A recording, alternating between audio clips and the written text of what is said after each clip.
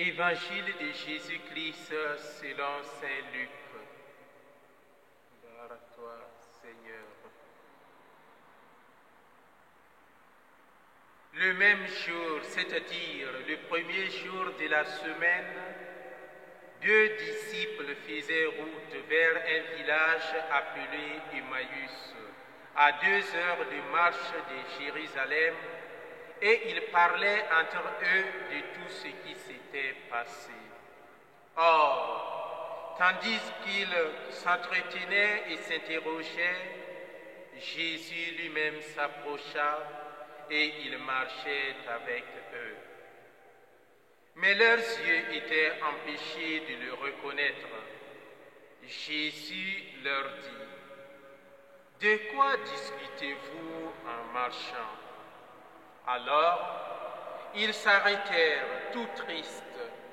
L'un des deux, nommé Cléophas, lui répondit: « Tu es bien le seul étranger résidant à Jérusalem qui ignore les événements de ces jours-ci. » Il leur dit: « Quels événements ?» Ils lui répondirent: « Ce qui est arrivé à Jésus de Nazareth, cet homme qui était un prophète puissant par ses actes et par ses paroles devant Dieu et devant tout le peuple.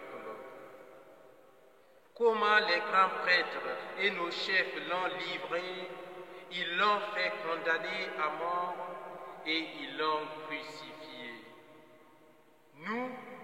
Nous espérions que c'était lui qui allait délivrer Israël. Mais avec tout cela, voici déjà le 3e jour qui passe depuis que c'est arrivé. À vrai dire, des femmes de notre groupe nous ont remplis de stupeur. Quand dès l'aurore, elles sont allées au tombeau, elles n'ont pas trouvé son corps. Elles sont venues nous dire qu'elles avaient même eu une vision, des anges qui disaient qu'il est vivant. Quelques-uns de nos compagnons sont allés au tombeau et ils ont trouvé les choses comme les femmes l'avaient dit. Mais lui, ils ne l'ont pas vu. Il leur dit alors: « Esprit sans intelligence, comme votre cœur est lent à croire tout ce que les prophètes ont dit. Ne fallait-il pas que le Christ souffrit cela pour entrer dans sa gloire ?» Et partant de Moïse et de tous les prophètes, il leur interpréta dans toute l'Écriture ce qui les concernait. Quand ils approchèrent du village où ils se rendaient, Jésus fit semblant d'aller plus loin, mais ils s'efforcèrent de le retenir. « Reste avec nous, car le soir approche et déjà le jour baisse. » Il entra donc pour rester avec eux. Quand il fut à table avec eux, ayant pris le pain, il prononça la bénédiction et l'ayant rompu, il le leur donna. Alors leurs yeux s'ouvrirent et ils le reconnurent, mais il disparut à leur regard. Ils se dirent l'un à l'autre: « Notre cœur n'était-il pas brûlant en nous, tandis qu'il nous parlait sur la route et nous ouvrait les Écritures ?» À l'instant même, ils se levèrent et retournèrent à Jérusalem. Ils y trouvèrent réunis les 11 apôtres et leurs compagnons, qui leur dirent: « Le Seigneur est réellement ressuscité. Il est apparu à Simon-Pierre. » À leur tour, ils racontaient ce qui s'était passé sur la route et comment le Seigneur s'était fait reconnaître par eux à la fraction du pain.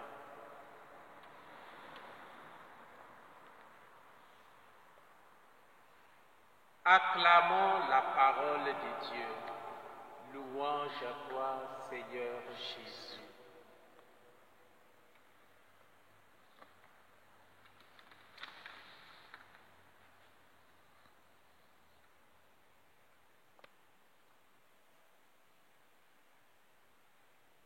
L'évangile d'aujourd'hui nous présente l'une des plus belles pages des apparitions du Christ ressuscité aux pèlerins en route vers Emmaüs.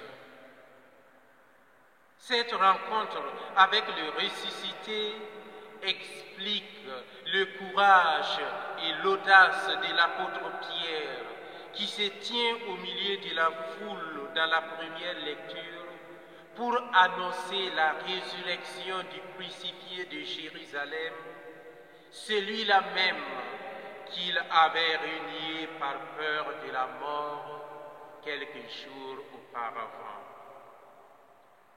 Elle explique le martyre des apôtres, de tant de saints qui, dans l'histoire de l'Église, ont versé leur sang pour témoigner leur foi en Jésus-Christ. Sans cette rencontre personnelle avec le ressuscité, il n'y a pas de foi, pas de zèle possible pour témoigner. Voilà pourquoi j'aimerais, à la lumière de ces passages de l'Évangile, répondre à 3 questions. L'expérience d'Emmaüs peut-elle se renouveler pour chacun de nous aujourd'hui? Quel est le rôle des Écritures dans la rencontre avec le ressuscité? Quel rapport y a-t-il entre Emmaüs et l'Eucharistie? L'expérience d'Emmaüs peut-elle se renouveler pour chacun de nous aujourd'hui?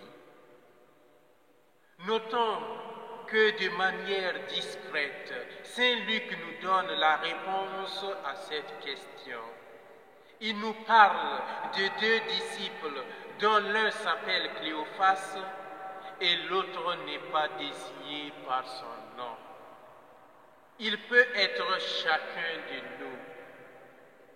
L'évangile de ce dimanche ne doit donc pas être lu et interprété comme un événement du passé, mais plutôt comme une invitation à refaire dans la foi le parcours conduisant les 2 disciples du désespoir à la foi. Aujourd'hui encore, le Christ vient à notre rencontre sous de multiples formes. Il nous rejoint au cœur de notre désespoir, de nos nuits, de nos doutes, de notre deuil, pour nous relever. Acceptons sa compagnie sur le chemin de nos vies, à l'instar des disciples d'Emmaüs, pour qu'il nous explique les Écritures. Oui, les Écritures, car elles nous conduisent à lui. Le rôle des Écritures dans la reconnaissance du ressuscité. Sur le chemin d'Emmaüs, le Christ dissipe les ténèbres des 2 disciples en montrant par les Écritures que la croix n'est pas un accident du parcours du Messie, mais un projet mystérieux de Dieu. La parole de Dieu est donc le premier lieu où nous devons chercher le ressuscité. Voilà pourquoi Saint Jérôme dit que ignorer les Écritures, c'est ignorer le Christ. Quelle place réservons-nous à la parole de Dieu dans nos journées? Malgré les explications des Écritures, Saint Luc nous précise que c'est seulement à la fraction du pain que les yeux des disciples s'ouvrirent pour qu'ils reconnaissent leur Seigneur et leur Dieu Jésus-Christ. Cela souligne l'importance de l'Eucharistie pour nous catholiques, sans aucune prétention de renier les trois lieux traditionnels de révélation du Christ, à savoir la parole de Dieu, les bonnes œuvres et l'Eucharistie. Nous voyons que le sommet de la révélation se situe à la fraction du pain d'une manière particulière.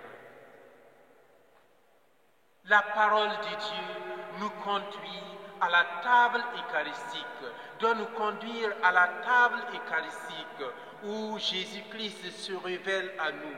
Et de cette table, nous sommes appelés à descendre pour aller témoigner de lui par nos paroles et nos œuvres, nos bonnes œuvres.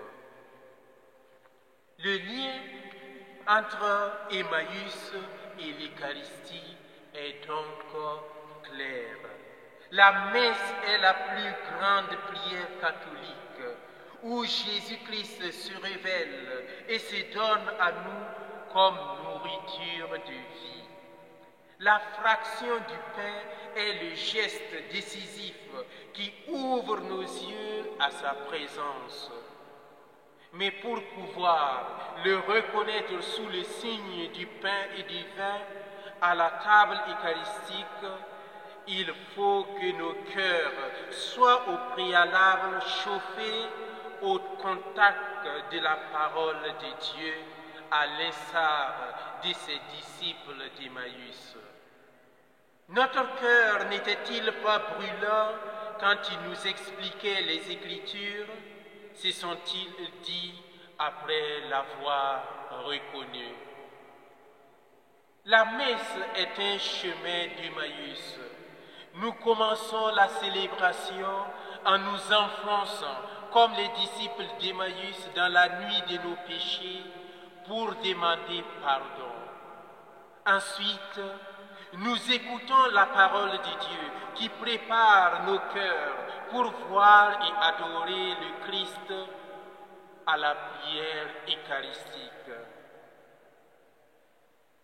Nos célébrations eucharistiques se terminent toujours par un envoi en mission dans le monde, dans nos familles, dans nos milieux de vie. Car la mission est la preuve de notre rencontre avec le ressuscité. Cette rencontre nous pousse à aller à notre tour à la rencontre des autres, de nos frères et sœurs. Dans le passage de l'évangile que nous venons d'écouter, les deux disciples qui venaient de dissuader le voyageur de poursuivre sa route dans la nuit, se sont eux-mêmes remis en route, bravant la nuit et les dangers du chemin pour aller annoncer ce qu'ils ont vu et entendu à la fraction du pain. Voilà pourquoi, frères et sœurs, j'aimerais terminer cette homélie en vous proposant une petite résolution. Essayons d'être plus assidus à la lecture quotidienne de la parole de Dieu. En ce temps de confinement d'une manière particulière, pour qu'elle prépare nos cœurs à le reconnaître, à reconnaître Jésus sur la table eucharistique à la fraction du pain. Les signes de Dieu deviennent parlants seulement pour les cœurs qui se laissent brûler au creuset de la parole de Dieu. Union de prière pour la santé du monde. Que Dieu nous écoute et nous exauce. Amen.